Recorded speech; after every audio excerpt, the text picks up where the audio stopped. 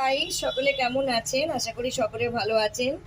এই যে আজকে মাছের সঙ্গে কেনা ফ্রিতে পাওয়া মাছের ডিম নিয়েছিলাম।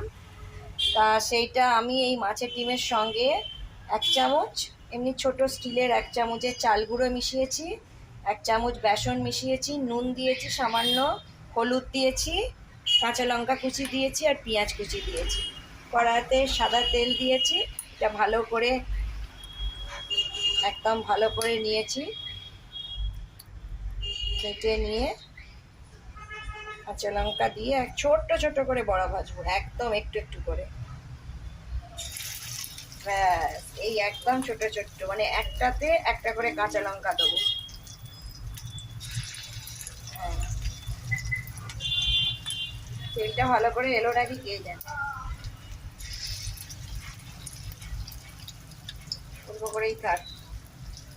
খুন্তি খুন্তি খুন্তি চাই, খুন্তিটা দাও।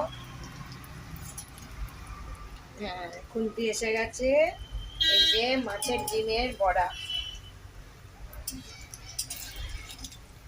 মাছের ডিমের বড়া কে কে খেতে পছন্দ করেন? আমাদের বাড়িতে আমরা প্রত্যেককে খেতে পছন্দ করি, প্রত্যেককে। এই যে কি সুন্দর কালারটা এলো না?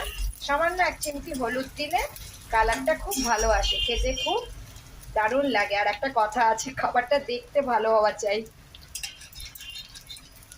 ভাজতে থাকি বড়াগুলো।